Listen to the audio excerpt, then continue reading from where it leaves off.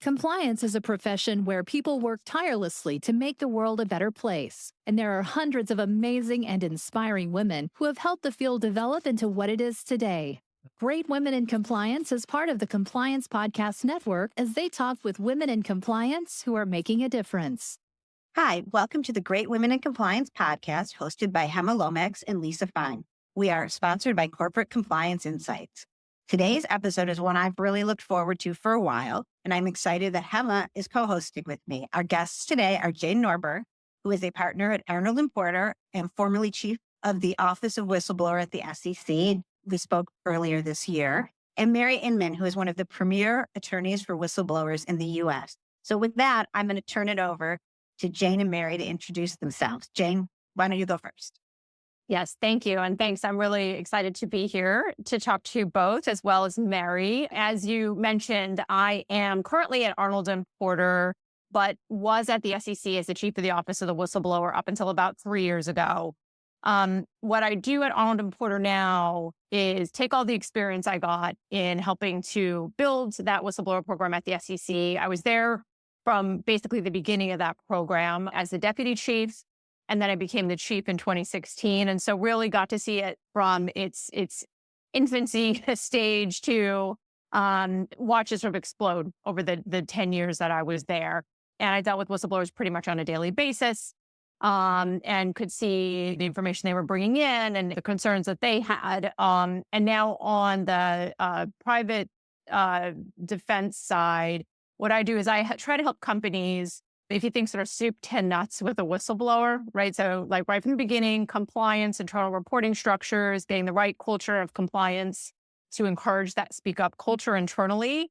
And then I also help with internal investigations, including investigations of all kinds of securities law violations, retaliation, whatever it may be. And then all the way through SEC defense work as well. So kind of soup to nuts with whistleblowers is what I do at Arnold & Porter.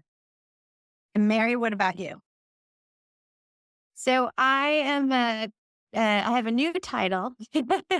I've been 27 years in the space of exclusively representing whistleblowers under the increasing array of whistleblower reward programs. And during that time, I've worked at 3 different firms. My current firm where I got a new title is I'm the co-founder of a law firm called Whistleblower Partners.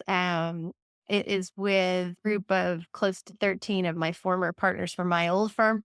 And we specialize exclusively in helping whistleblowers under the Whistleblower Reward Program. So whistleblowers have been my life for 27 years. And I'm just incredibly fortunate that various United States governmental entities have seen, including Jane's and great work at the SEC, have seen the incredible power that whistleblowers bring to supercharging enforcement efforts. They provide the roadmap to the fraud and are terrific partners working hand in hand with the government. And for Hema's benefit, I will say I did live in London for 3.5 years, and whistleblowers are not limited to being Americans. And we've seen Canada, in fact, adopt some whistleblower reward programs. And word on the street, maybe we'll talk about this today, is that the UK, which was quite hostile to the idea, has started to, maybe there's been a thaw across the pond, something for us to discuss.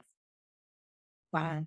Well, then let's start with the whistleblowers generally. So taking with you for a minute, Mary, when someone reaches out to you or to your firm, how do you determine whether the individual is a credible whistleblower or legitimate, or if it's someone who is a disgruntled employee?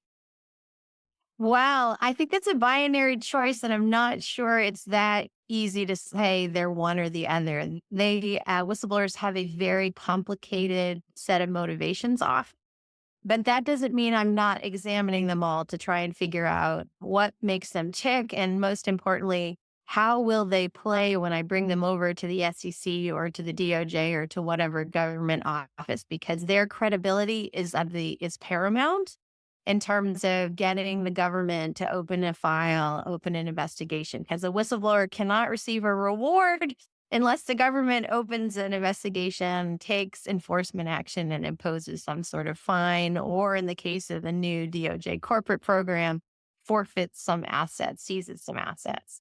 So what do I do? A lot of what I do is try and really suss out the person's point of view. Where do they sit within the organization?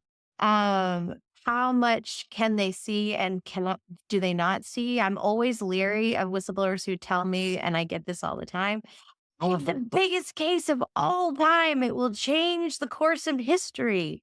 That is going to be someone who I have a hard time managing their expectations, who will not necessarily be particularly credible with the government. And so I'm always leery when someone has a very narrow window into the organization. For instance, if you're an insider, but you only sat within one division and you're claiming that you see things throughout the entire national or international organization, those are things that are all going to be red flags. I do look at whether they reported internally first or intend to. A lot that isn't always decisive, but it can be really important, right? Is this person really trying to address it internally first? If that's viable, that's not always viable. But if it is viable, one of my clients happened to be Tyler Schultz, the Theranos whistleblower. Had he tried to report internally, although he did actually, he raised the concerns. The fraud obviously was conceived at the very top. So very unlikely that that would have changed behavior. But it's a very, very complicated soup. And honestly, a lot of it has to do with just emotional intelligence. At my firm, I think I'm a frustrated psychologist, psychiatrist. And so they often call me the whistleblower whisperer because I really do like to understand what makes them tick. And sometimes that can really help. But I think the last thing I will say is I think there's an impression shared around the globe that if you have dirty hands, if the whistleblower is complicit, somehow that makes them less credible. And I've often found that the hardest clients for me to manage are the sort of good Samaritan whistleblowers who cannot abide by any wrongdoing. And so even the smallest problem will set them off. Some of the best clients I've had in my life are whistleblowers who are actually part of the wrongdoing. And they are blowing the whistle very practically because they worry that someone else will blow the whistle and expose them before they do, right? So they're doing it defensively, and they are much easier to manage their expectations because at the end of the day, these cases often settle.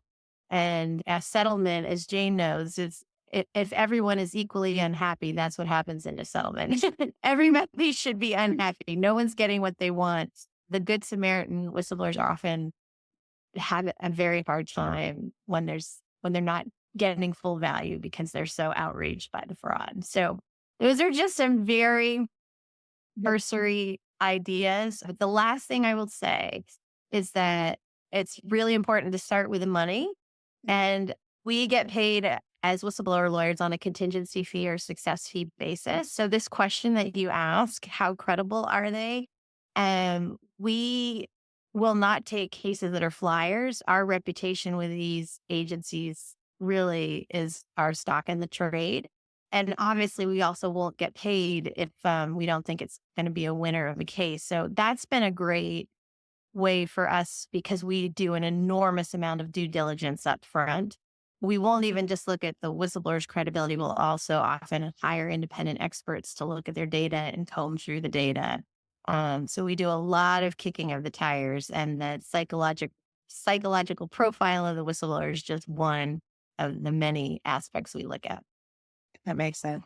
And Jane, similarly, in your SEC experience, was there specific criteria for when you decided which cases to take on? I would assume the first one was if it's Mary Inman, we're in, but maybe not. But in any event, I think how from government perspective, did you take a look at that? Yeah. So it's interesting at the SEC because the whistleblower program was very popular and we got a lot of tips. It actually wasn't the Office of the Whistleblower that triaged the tips. It was the Office of Market Intelligence, which also sat in the Division of Enforcement. but it was separate and apart from the Office of the Whistleblower. We worked in conjunction with them and had lots of conversations together. But the Office of Market Intelligence was stood up right around the same time, a little before the Office of the Whistleblower. And that office kind of grew out of a couple of things, but largely the Bernie Madoff Ponzi scheme scandal. Because at the time, the SEC did not have a central triaging location, and tips were going sort of all over to different offices around the SEC. And so because of the fact that the whistleblower in that particular matter was sending tips to various locations and they weren't all sort of being put together, this was something that was done to remediate, which was a gap actually at the SEC at the time. And so the Office of Market Intelligence consists of, I think when I was there, it was probably about 30 to 40 people, attorneys, accountants. And that is all they do, is triage intelligence that comes into the agency all day, every day. And so they are real experts in looking through the tips, understanding if they're specific, timely, and credible enough to pass on for further resources, because the SEC, like any government agency, doesn't have endless resources. And so they have to pick and choose which matters they want to look at. And so the whistleblower tips, if they're not credible, if they weren't sort of very specific, they didn't really name names, it didn't seem like there was much to go on, that might not make it out of the Office of Market Intelligence. It might not get passed on to the Enforcement Division or exams or wherever the appropriate place is. But that intelligence still sits in the database there, so that if somebody else comes in, one or two other people come in and they start complaining about the same issue, it might not have seemed like a big thing when one person talked about it, but it's a bigger thing when you get multiple people talking about it. And you see that sometimes with harmed investors, right? Somebody lost maybe not a ton of money. To them, of course, it's massive when anyone has lost money, but it might not have been enough for the SEC to pick up initially. But once you start getting several people who are reporting, the SEC may take a look at it and say, hey, this looks like a bigger problem. And anybody can be a whistleblower. It can be a harmed investor. It doesn't have to be an employee of a company. It can be an outsider of a company who did some analysis about something that they saw. And so all of those people can potentially be eligible for an award under the SEC's whistleblower program if they meet certain criteria. And to Mary's point, many times the tips were coming in internationally. And I agree, Mary, that there definitely are some countries that frowned upon paying, right? The thought of paying for information was definitely frowned upon. I have just in the past 6 months seen a lot of movement in a lot of countries where they're talking about paying whistleblowers now. And I think a lot of it is largely based on this US model SEC whistleblower program. I mean, I've seen it in Brazil, I've seen it in Japan, seen it in China, and so in the UK. And so there's a lot of talk right now about paying whistleblowers. I think the biggest part is going to be whether or not there's sort of this pot of money where they can pay the whistleblowers out of. And I've always found that always seemed to be the big thing kind of tying things up, because if you can't pay whistleblowers, they're not necessarily going to be incentivized by that monetary award. Lisa's question about assessing the credibility of whistleblowers is obviously so important then when there's that tension between paying for the information. I think there's a bit of a taboo around it because of that. You want to make sure that someone's not selling you snake oil and they're getting a reward for nothing, or they're maliciously putting a complaint in. But when it comes to the company assessing the credibility, it can be quite dangerous for a company to lean in on first whether or not they're telling the truth. Because if you think about the real reward, there should be the information, right? Companies should be interested in what information they can glean from a whistleblower. So my question to you, following along from Lisa's, is when a company hears about a legitimate issue, how should they be determining whether to take appropriate action? What does that mean? And is it really dependent on their assessment of credibility, or is there a standard approach that they should be taking when someone speaks up in a company? Yeah, it's a great question. And one thing I'll say before I jump to the company is on the SEC side of it, because I know there was a lot of concern. I always used to hear, oh, well, somebody could just go put in a tip to the SEC and it's going to cause this big problem for us because the SEC is going to come investigate and just take that as truth, and it's going to cause us big problems. Well, two things I would say about that, just putting my SEC hat back on, is number one, the whistleblower has to declare under penalty of perjury that everything they're saying is true. And I know that maybe doesn't sound like a big deal. It's very daunting when you're sitting there, signing your name onto something that basically says that you can get all of these penalties, imprisonment, whatever, if you're lying to the government. And so I think that putting in a tip and lying about it it doesn't, I'm not saying it never happens, but I just think that is a huge deterrent to doing that. Second thing I would say is just we talked about the triaging in Office of Market Intelligence.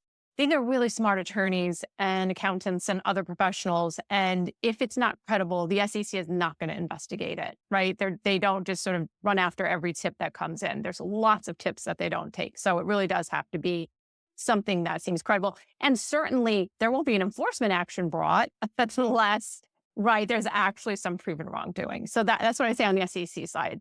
So now putting on my company side hat, I would say the following. I would say it is very hard for a company to sit, I think, and assess the credibility of a tip without taking every tip seriously, without kicking the tires and looking into it.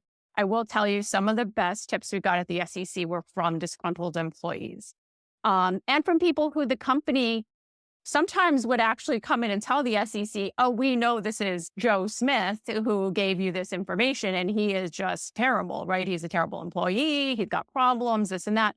Well, it turns out Joe Smith was right. And there was a problem and the company didn't take it seriously because they thought, oh, this guy's a pain. We're not going to deal with him. And so I would say putting blinders on to that is so important. Because I do understand, just sort of the human element around this person, again, they're just raising issues that don't exist or whatever it may be, when in fact, they could be right. And a lot of times on the way out the door, right, when you're doing those exit interviews at HR or even before that, when the employment relationship is breaking down, I think people tend to just say things that are probably really happening, right? Like you have this issue. If you're getting rid of me, that's ridiculous because look at what's happening over here. Take that very, very seriously. And it doesn't have to be a tip through a hotline. That's the other thing. Many times these tips, I would say, I heard about it a lot at the SEC, that the tips were coming in through managers, right? So someone would tell their manager about a problem and it wasn't necessarily going to a hotline or to legal or compliance. And that the managers were getting that information and many times not knowing what to do with it. And so then it sort of sat with that manager as intelligence that the company was losing, right? Because it wasn't going to that. If you think about the SEC having a central triaging location, companies should have the same thing, right? Central triaging locations so that they're putting together all the pieces and seeing all the information. Now, it doesn't mean that central triaging location is doing all the investigation. It may be, okay, well, this tip is more appropriate for HR, or this tip is more appropriate for our audit committee, or whatever it may be. But having somebody have sort of eyes on everything, I think is really critically important. And to bring a full circle back to your question, I think every tip is important. I think every piece of information that comes in, I don't think there's anything I would say disregard it and don't take a look at it. I think absolutely everything should be at least having a conversation back with the whistleblower to the extent you can. Sometimes they're anonymous and don't necessarily respond to follow-up queries, even through the software where they can stay anonymous. But to the extent you can, you should definitely chat with the whistleblower, do some initial inquiries, and then make a determination. I recognize that every tip might not lead to some big, huge internal investigation, but I certainly would document what you did, because if it turns out later that information actually was good, you might want to just document what steps you did take. And if it does turn out to be a big problem and you remediate, you obviously want to document all that as well, right? All that's going to go into what happens if, in fact, this person's right and the government walks in the door later. Like, think about it that way. If you had 20/20 hindsight and you knew the government was going to come in and find you, what would you do? Right from the beginning, because that first touch point with the whistleblower is critical. Now, that's an excellent vantage point. Mary, I want to get your input on that as well. And I might add just a question for you to add to it. Is it true then if the company does the right thing, you'll probably get less clients? even if there is wrongdoing. Is that a fair Oh, I statement? hope so. I hope so. I'd love to be put out of business. And my clients would like that too. I mean, their goal is to stay employed. And honestly, most whistleblowers don't even know they're whistleblowers. If you're head of internal audit and your job is to, report on what may be inconvenient truths about a very discouraging audit that will require the payback of a lot of money that will move a stock price, you're a very unpopular person. And it's only when you're treated like the skunk at the picnic and someone wants to bury that information and you refuse that you all of a sudden start to see this behavior. Yeah, I'd love to be put out of business. Unfortunately, that doesn't seem to be the case these days. But I should say, on a more positive note, thanks to people like Jane, to podcasts like this, to the work that the compliance community is doing, sort of seeing that, in fact, whistleblowers are very kindred spirits to compliance officers. We're all saying the difficult truths. I think we're trying to create a culture where the people in charge, the decision makers, and we'd love to see compliance officers be a more elevated role in these places so that they can help make these decisions, are making better decisions with that guidance. Totally agree, of course, with what Jane said. I think the only cautionary note I would say is that it's been my experience working with whistleblowers across all the various programs. So Jane's expertise is in securities and FCPA, coming from the SEC. But remember, there's Medicare fraud in the DOJ program. There's anti-money laundering and sanctions law violations over at Treasury. So we cross sectors. There's even a DOT, a transportation department program that gets into motor vehicles. My cautionary note is it doesn't matter what industry we're talking about, whether it's big tech or automotive or financial services. There seems to be a corporate playbook when it comes to whistleblowers, and it comes from this medieval mindset that I think all of us are programmed with it, which is when we hear something that's uncomfortable, where we're being challenged, we get in a defensive crouch and we shoot the messenger to divert attention from the message. I think that is what underlies Jane's great sound advice: is take every tip seriously. The whistleblower may not be your favorite person if they're not anonymous. And that's I think that the instinct that needs to be resisted is when they are revealing their identity, the, temptation is to start picking them apart. And I think you really need to resist that, because they may not be perfect and they may be the kind of people who complain about everything, but that doesn't mean that you're not going to take each individual tip seriously.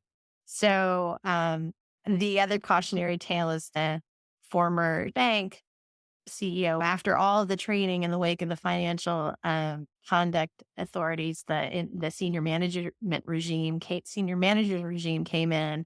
They were given, the top advice from all of these great external experts about how to put in a great internal reporting channel. And a letter comes in through the mail accusing him of cronyism. What does he do but insist on trying to figure out who that person is? And when he's told, no, we can't do that, and anonymous reporting is allowed, there's implications that the U.S. Postal Service was maybe provided with information that was not correct in order to try to get them to figure who that is. So that, to me, just the tale of how tempting it is for a company that even got some of the best advice. And just to spell that out, Mary, I mean, the reason that's a problem trying to find out who the person is because there's a fear of retaliation, right? There's a fear they're actually going to retaliate against the person that speaks up. So I know, Lisa, you want to move on to the US DOJ, but I want to stay on the other side of the Atlantic for a second. There is a whistleblower legislation that's promulgating across Europe. And I think, if I'm not mistaken, help me here, ladies, there is now a reversal of the burden of proof. You need to show as a company that you are not retaliating. And can I maybe just ask you to comment on that? What could that look like? How does the company show, as the matter systemically, that it's not retaliating when we've got that human condition, that medieval kind of gene in us? How do we combat that as a system? Yeah, so it's a really important development that the EU whistleblowing directive shifts the burden of proof from the whistleblower to the company. So it used to be the whistleblower would have to say, I was fired not because I was chronically late, I was fired because I spoke up.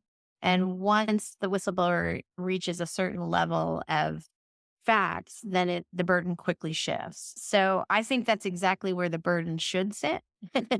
Because if you look at the success rates in the employment tribunal in the UK and even in employment law cases in the United States, it's very difficult to win a retaliation case. And I'm hoping for this very reason, you can come up with a million reasons for why, someone after the fact, even though they've gotten great performance reviews all the way along, all of a sudden they're not a team player, or they submitted an expense report that had something incorrect. So, yes, I like that companies now sit in the challenge that we used to have as the plaintiffs to try and show that you had a legitimate reason for doing it. So I think this all comes down to, I'm sure Jane will say it all comes down to documentation, right? You need to be able to show and to prove that there was some chronic behavior coming on, because all too often you will see, even though most employers are giving a probationary period or an opportunity to correct, when it's a whistleblower, we just conveniently find a way why you need to be included in the next reduction in force. Yeah, and sometimes I think sometimes it absolutely can be as simple as that. That is a motivation. Other times, though, it can kind of be mixed, right? And Mary, I'm sure you've seen this, where there's a whistleblower, the information is looked into, the company believes that there's no there there, that there's no issue. They talk to the whistleblower, they do everything right, but the person doesn't want to believe it, right? They think that there's a cover up. They think that there's something just really wrong at the company. The relationship breaks down really quickly. Not all the time. I mean, sometimes it's totally fine, but every now and then, like, the relationship breaks down really quickly. And it becomes really difficult sometimes for companies when the person has just, they're doing things maybe in violation of policies and doing other things that just are not helping them to stay in employment of this company, right? Becoming very combative and things like that. And it's unfortunate, but sometimes the employment relationship just breaks down. And sometimes it is the separation is necessary from the company, and you hope that you can leave on good terms, but it doesn't always happen that way. So just to flip it just a little bit, sometimes it is difficult for companies as well when they have somebody who just doesn't want to necessarily believe that maybe they aren't right and maybe there isn't something there, and it's not like sort of this conspiracy to hold back the information. And I also know other companies who sometimes have a knee-jerk reaction where if somebody is a whistleblower, right, they don't want to do anything, right? They're afraid to do anything, even if the person is being incredibly disruptive. And so it's a fine line to walk. And sometimes it's not always just completely black and white. Sometimes it is, but many times it's not. Yeah. And I'm just going to add, I have I always use this as my example of it because this happened at one point. We had somebody who went back to the word disgruntled employee, legitimately had legitimate concerns, raised them, company addressed them, and how we viewed it the appropriate way to do that, which did include employment decisions for certain people. The individual felt very good and empowered by that, but completely disagreed with us about who was responsible. And so we were in a situation where, in my past life, where we tried to do the right thing. We actually did a bunch of different things. We offered moving around the company or that, but the individual was only going to be happy if we fired one person. And frankly, that one person actually had raised similar concerns in a different context. But as far as our whistleblower was concerned, this was all just to snow us. And this was not at a level that I have to say, I think, Mary, you would have looked into, or Jane, but we take, like I said, no company's perfect, but we do take everything that's raised seriously. But this was a really hard situation because there was only, in terms of that person, one right result. And that was those things happen. I do think sometimes everyone sees all the big things that happen every day, and you forget that these are the smaller things organizations do to try to keep themselves going. And the second point before we move to the DOJ is I think that the other challenge is sometimes managers decide it's the person who's always raised concerns. So the other problem is making sure that they, even when they bring their own bias, so that the compliance or investigators can even look into something, even if it is that person who's come to them 18,000 times with unsubstantiated things. That I think problems aren't always being escalated appropriately, which then causes bigger problems down the line. But with that, I think, because we could probably talk about that for about a week. And instead, I want to move on, and everyone can jump me back, is to talk about the announcement of the DOJ whistleblower hotline. We were waiting earlier this year on the guidelines. And now that the program is out, I wanted to hear both of your views on this program. Is it filling a gap? I mean, what other, thoughts? And now that it's been out there, what are you thinking a couple months in? I'm happy to jump in just with an initial thought, which is that, being a longtime player in this space, this will be, I believe, the 8th whistleblower reward program in existence. The first one started with Lincoln's Law, the False Claims Act in 1863. So what I think about this is that it's really rather extraordinary that DOJ did not wait for congressional statutory language, the adoption of a particular program. Jane's program, when she came in, when she was at the SEC, and the Dodd-Frank Wall Street Reform Act came and included the creation of an office of the whistleblower, that was something that came from Congress. Obviously, she alluded to in the wake of the Bernie Madoff scandal and the fact that an outsider named Harry Markopolos had tried to come to the SEC's Boston office many times. So most of these programs come up because Congress tells the agency, hey, SEC, you're now statutorily obligated to create a whistleblower program. DOJ did this using their own authority. So my point, I'd love to get Jane's thoughts, is that DOJ is having a little FOMO. DOJ has the original false claims whistleblower empowerment statute, where whistleblowers don't just bring tips, they actually can launch a lawsuit in the government name. So they've had that really, obviously since the Civil War, but it really became most effective in 1986 with some amendments. So they've had that for a long time. But in the wake of that, the IRS first, then the SEC, CFTC, Transportation Department, Treasury Department, now in anti-money laundering and sanctions law, they all started to build on the SEC's success and say, this has been a really revolutionary program for the SEC, which now gets 18,000 tips a year from 99 countries around the world. So my only initial thoughts, and then we'll hit the ball back to Jane, she can hit it back to me, is that I think the DOJ recognized that, hey, we have this power under our forfeiture statute to pay rewards to whistleblowers because we pay confidential informants all the time. So I think it's really extraordinary that they took the own initiative to do it themselves.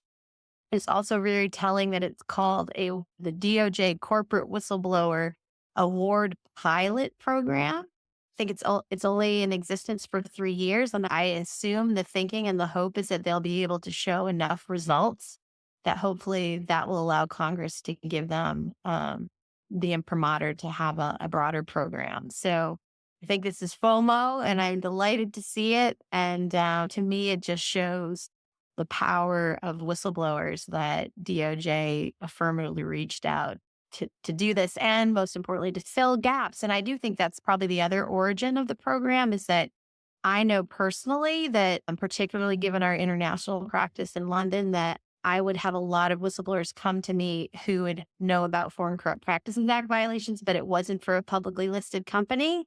And so those people, because they're denied the financial safety net of a reward or that potential, they would sit on that information. And I think the DOJ was recognizing, as Lisa said, there are lots of gaps that needed to be filled. And actually, my favorite source on this happens to be an Arnold and Porter a blog post, an advisory that they issued on August 2nd that kind of walks us through the 4 big components of the program.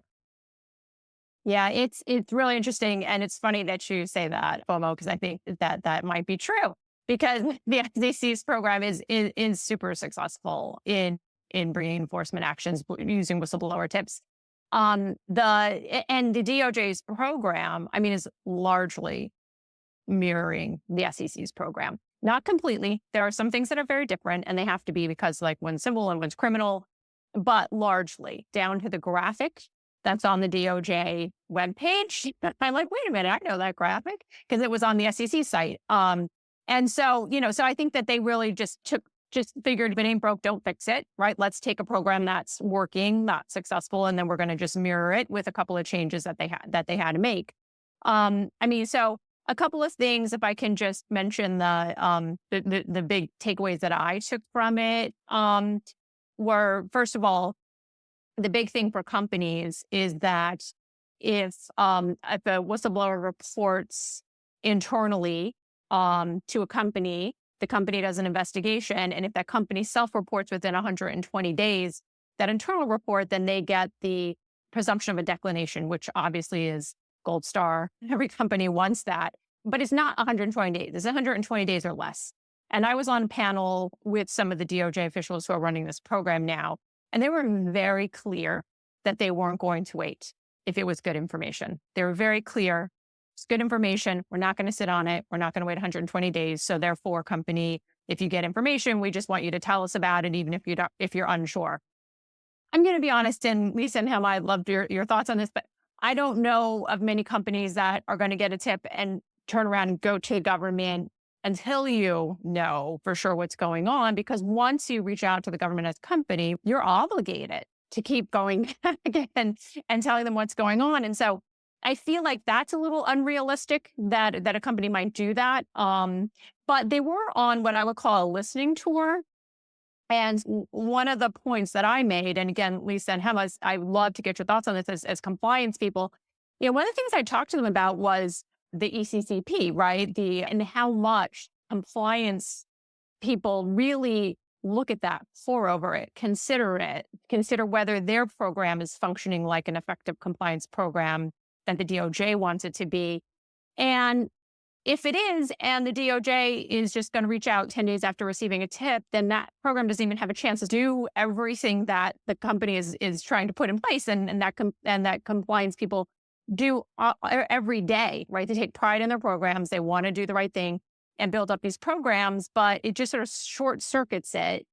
And so I think there's like a real push and pull there, right? We're going to give you 120 days, but not really, right? To figure it out. And so it's almost like, well, shouldn't a company get credit if in fact they do, right, meet all these great criteria that are under the effective compliance programs, and maybe just get more of a benefit or maybe even a declination, right, if they otherwise meet that criteria. But I don't know, it's just something I throw out there, and you guys live with it every day. And so I'd really love to get your thoughts on it.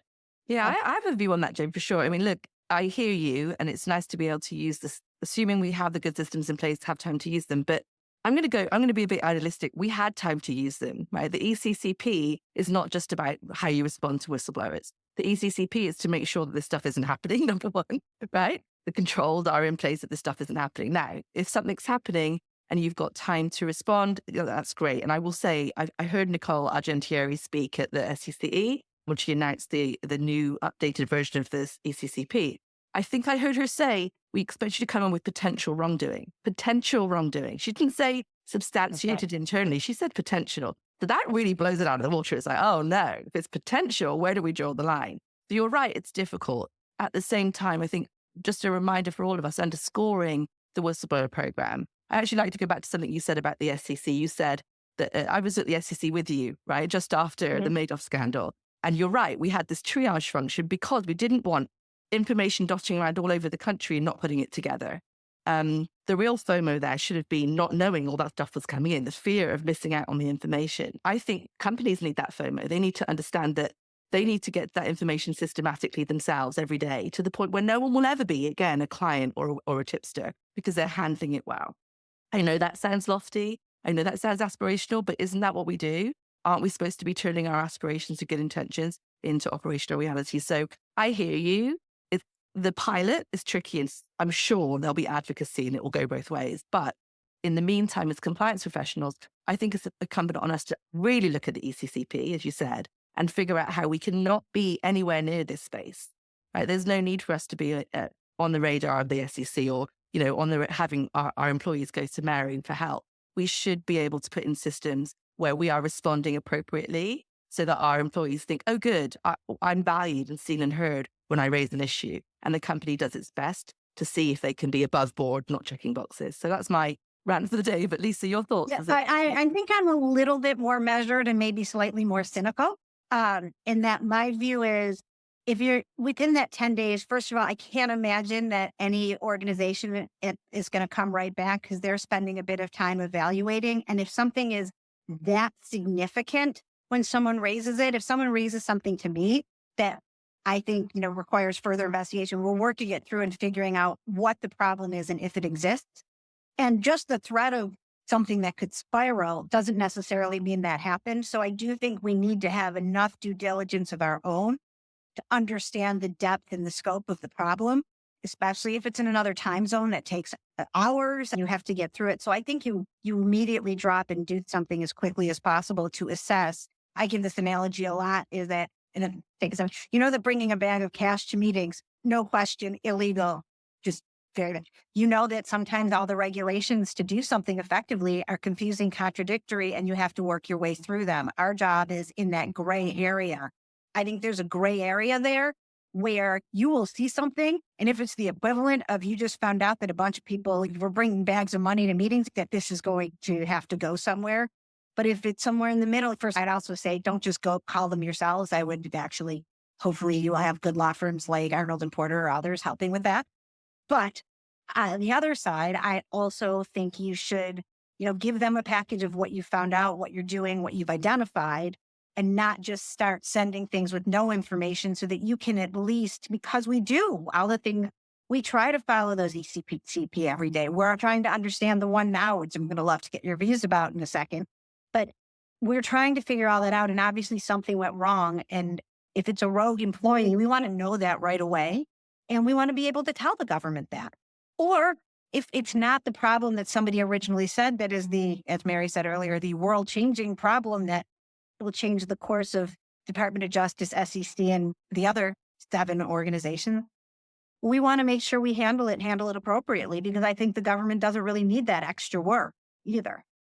Yeah. And I think it, just going back to the whole, the triage conversation we had, I think this does put a lot of pressure on companies to make sure that those internal reporting structures are functioning the way they should, that there is the triage, because with that 120 day or less, right, you have to jump on these tips, right? Make sure that you're very quick and very efficient and you have your procedures in place. And it also goes to training. If that tip goes to middle management, right, and doesn't go through a hotline right to that, triage function, do the managers know, I get that information, now I'm supposed to, enter it into the system or call the hotline, whatever they're supposed to do in your organization.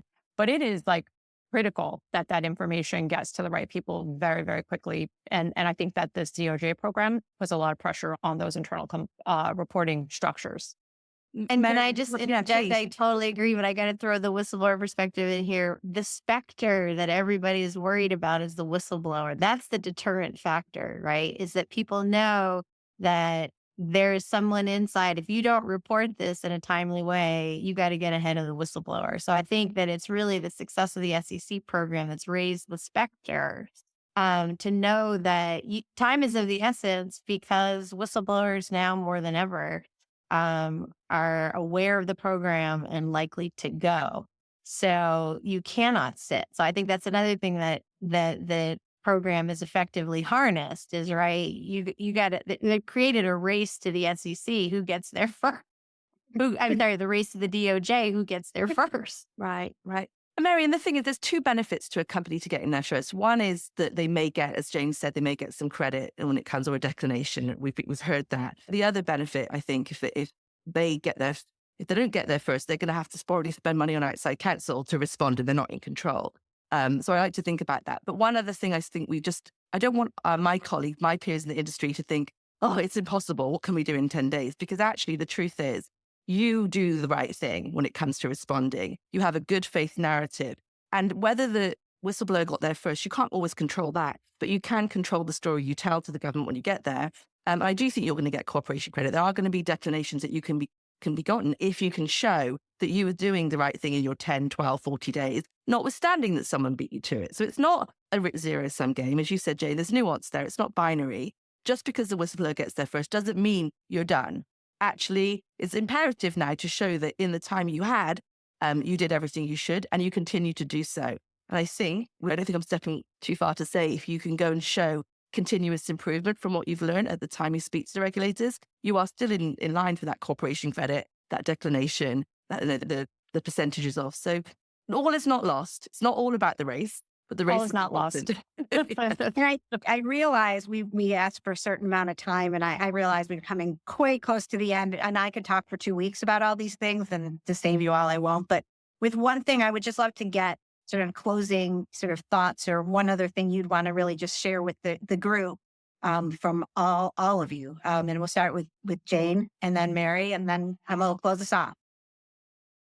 I think so. From a broad perspective, I would say don't forget about your codes of conduct, your agreements, your investor documents, whatever they may be. Anywhere where there's a confidentiality provision in any of your documents, don't forget to take a look and make sure that there is a carve out for reporting to a government agency. And I say that because the DOJ program now puts pressure on that as well, because they have adopted very similar provisions that the FTC has adopted, where they can charge a company or an individual with impeding reporting possible violations of the law to the DOJ, but it can be criminal obstruction charges, right? So that ups the ante quite a bit. So I just want to remind people to take a look at that, as well as retaliation. The DOJ has also said that they could bring charges for retaliation as well. So just something to consider in addition to all of those internal reporting procedures we already talked about. So for my closing remarks, I want to just very briefly discuss a huge development, which is that there is now a new nonprofit that had a soft launch that is trying to occupy the space of protecting big tech whistleblowers. The name of the organization is called PSST.org, PSST.org, and is trying to fill a gap, recognizing that as we saw with social media companies and now we're seeing with AI, it's a really dangerous place for a whistleblower to exist when there aren't clear regulations, but you're starting to see wrongdoing. So my closing remarks are part of what I think is so exciting about this group. I am one of the founding board members. Is that we're really trying to collectivize whistleblowing. And we have a couple of really important examples. If you saw the OpenAI whistleblowers who came out, there were 13 of them, half of which were anonymous, the other half were not. I think this is a really important development and trend, is that it's much harder, as we saw in the Me Too movement, to vilify one disgruntled employee and make it about them when you have a bunch of whistleblowers who are coming and acting together. The other example is that we talked about at Compliance Week recently. We brought in a whistleblower who was at Microsoft talking about potential greenwashing there. And she was part of a whole group of Microsoft employees. And it was interesting, the Atlantic article that featured her and some of her colleagues made clear that she was not the one who gave the documents. She was just the one who decided to put her face out there, was brave enough to sort of be the face of the group. So there are shifting tides, and whistleblowers and their lawyers and the people who support them and the nonprofits are getting smarter. So I think that's exciting news, and happy to talk more about it any old times. Oh, we'll definitely have you back for that, Mary. That sounds fantastic. It's phenomenal development. And you're right, we are an exciting time. There are shifting tides. And I think what I've learned from this session, so grateful to you both for realizing that we have to keep up with the times, right? And I do think there's an element of the whistleblower, the companies and the regulators working together to keep up with the times. So I really appreciate your insights there, both of you. Thank you for joining us.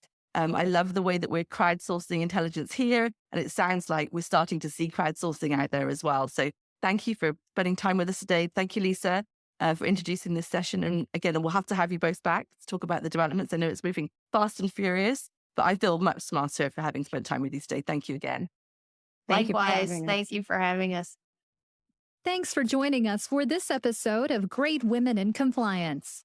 We hope you'll join us in honoring the great women in the compliance field by subscribing to this podcast and leaving a review.